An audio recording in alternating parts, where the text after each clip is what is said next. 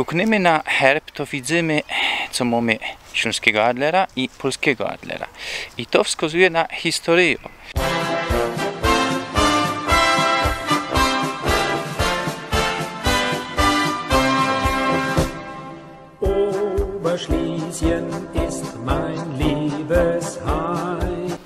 Witam Was, Rostomili ze Boronowa. Tutaj mamy takie fajne krowy, bauerstwo. A dzisiaj proszę Was do dwóch gmin, Boronów i Herby. Kiedyś to były zusammen, kiedyś to była zusammen jedna gmina. Powiat lubliniecki. Co dzisiaj nam pokaże? Proszę Was, jademy.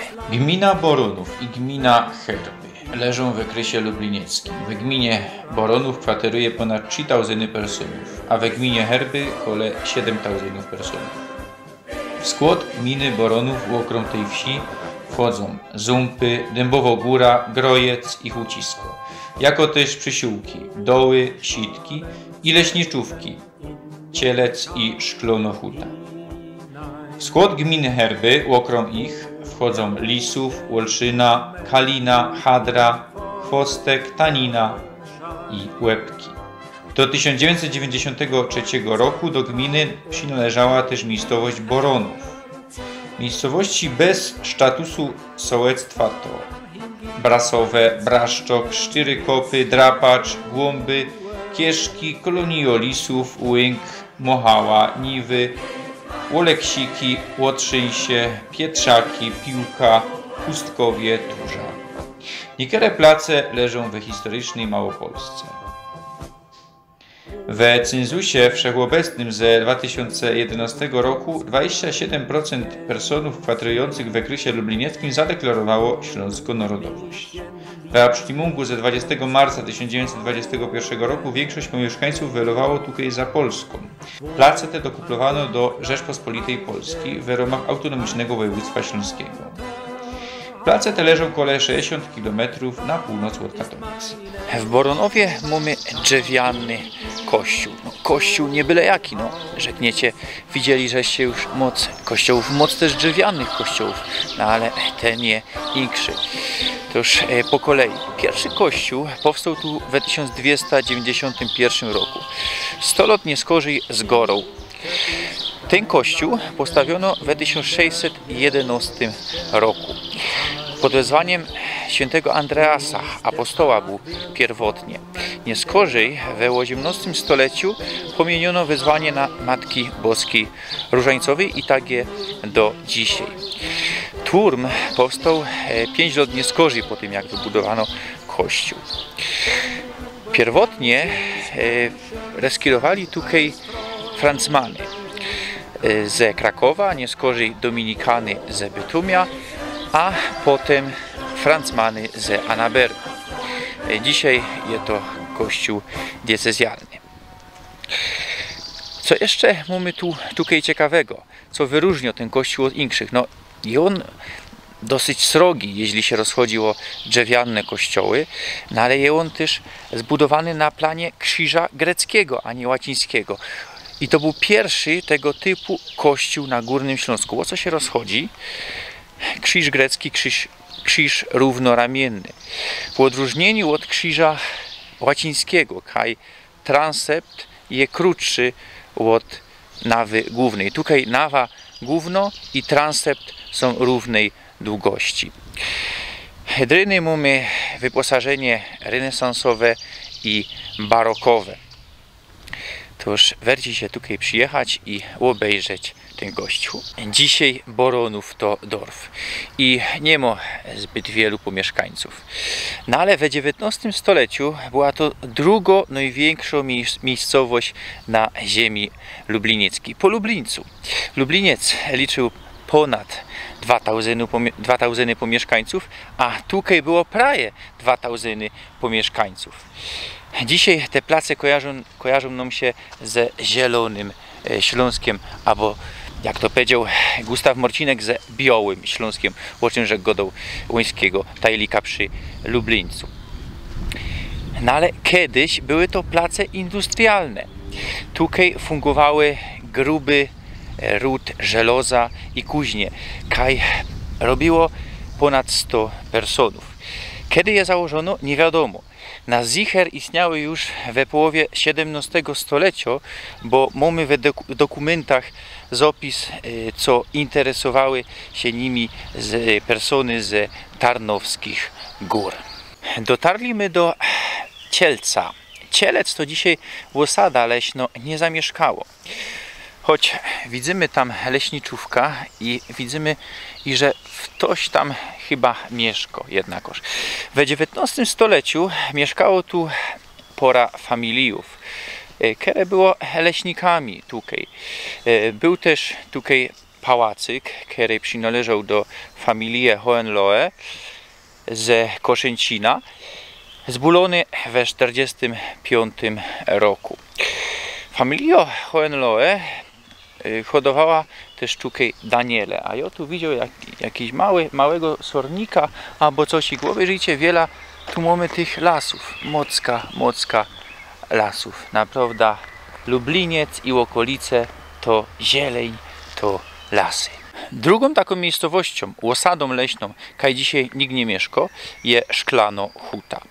Jak same miano wskazuje, od XVIII stulecia był tutaj Glaswerk. Glaswerk, a dzisiaj co? Lasy. No tak to się pomieniło. Dębowa Góra. Tutaj mamy kaplicę Nepomucena z 1760 roku. A co tu jeszcze było? W XIX stuleciu i aż do XX stulecia, do zaczątku XX stulecia był tu płot z drzewa, który otaczał dorf, wybudowany od familii Hohenlohe, która w okolicach hodowała dzikie świnie, co by one tu nie przyszły do chałupów. Co jeszcze? Podania gadają, że mieszkały tutaj pustelniki, które żyły ze ofiar od pątników, które tutaj przełaziły. Zumpy to ostatni dorf w gminie Boronów. Co tutaj mamy? No a raczej co tutaj było? Gruba, kaj wydobywano rudy szczebra i ołowiu. Mamy tu pozostałości tego. Poradziesiąt kopców, szczolnie. Był właśnie w tych lasach i no genau nie wiem kaj, to by ktoś mnie musiał zakludzić, a nie będziemy godzinami tego szukać. A gruba tutaj powstała najprawdopodobniej we XVIII stuleciu za sprawą fürsta Hohenlohe.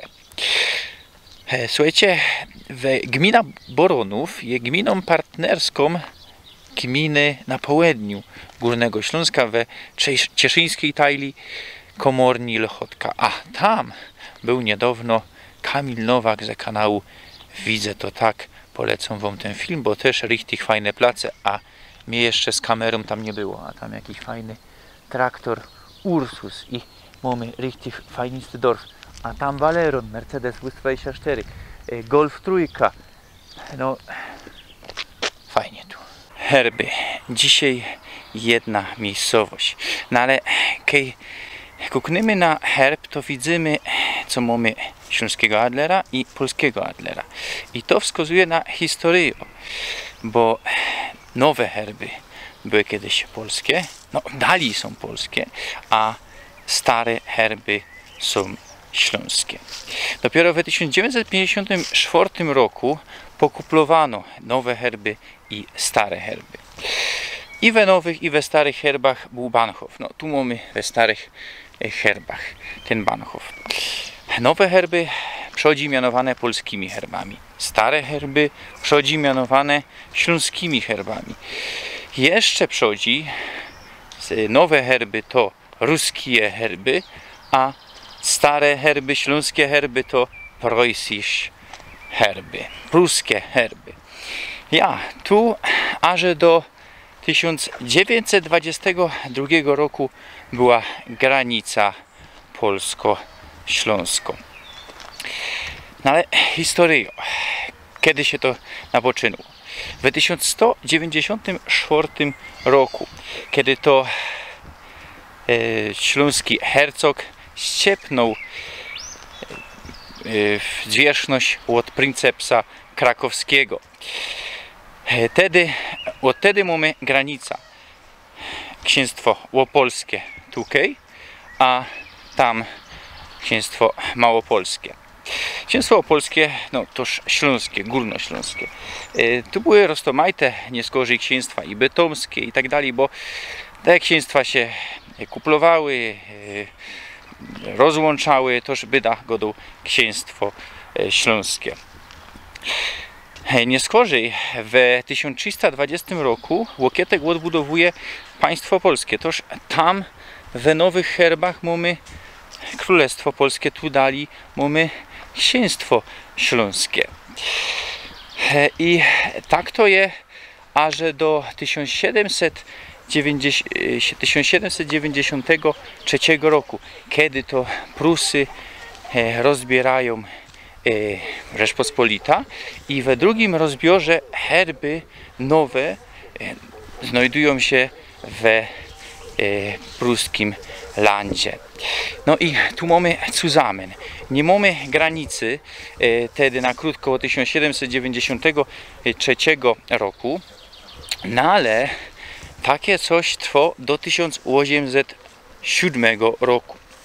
Kiedy to po pokoju w Tylży Prusy były zmuszone zawrzeć pokój i musiały zrzec się swojego drugiego i trzeciego zaboru Rzeczpospolitej, z których powstało księstwo warszawskie pod kierunkiem Sasów, no ale zależne od Napoleona.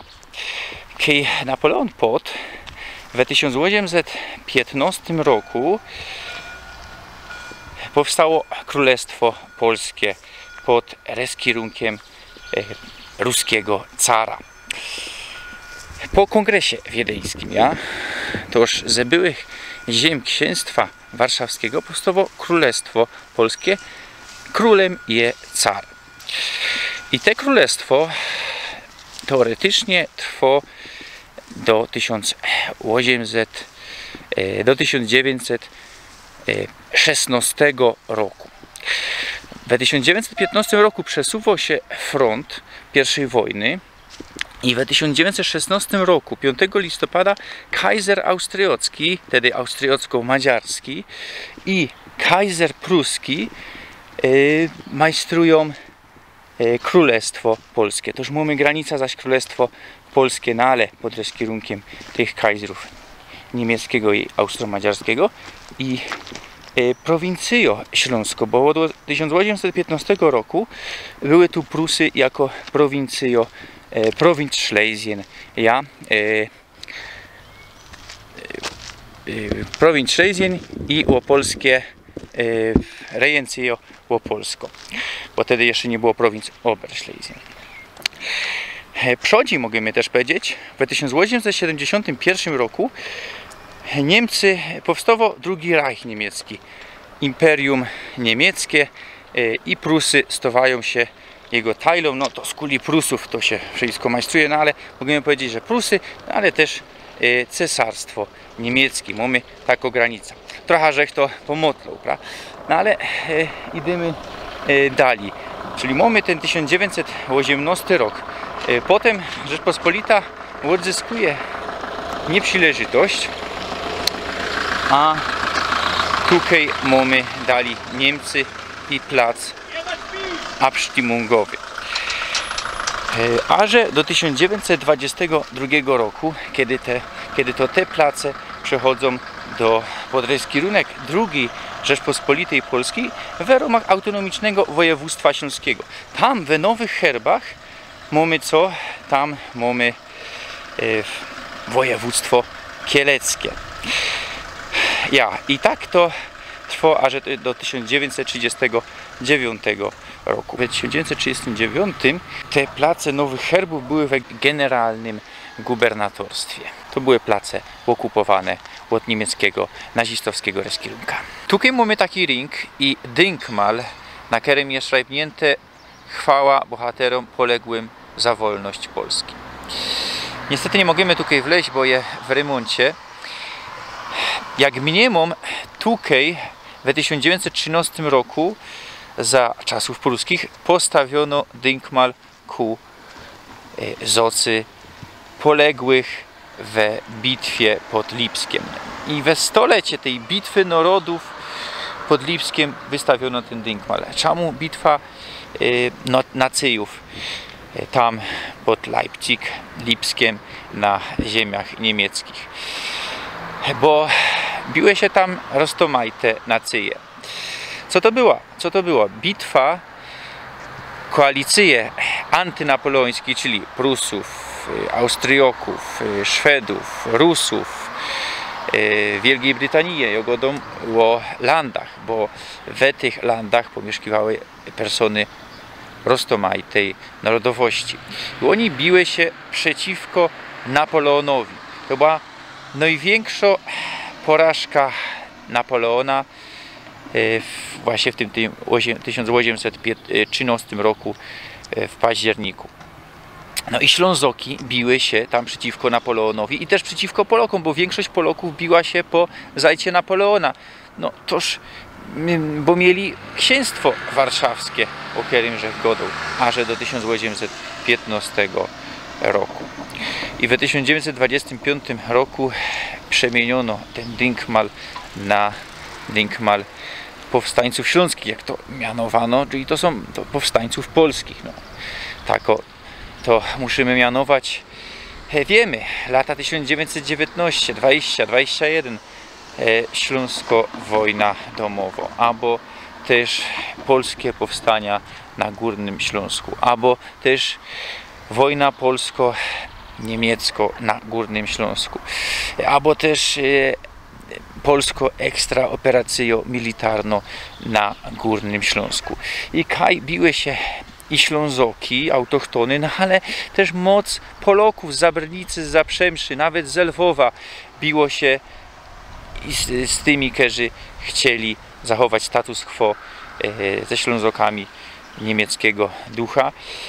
No i też po zajcie niemieckiej nie biły się ino Ślązoki, bo też Niemcy ze inkszych regionów.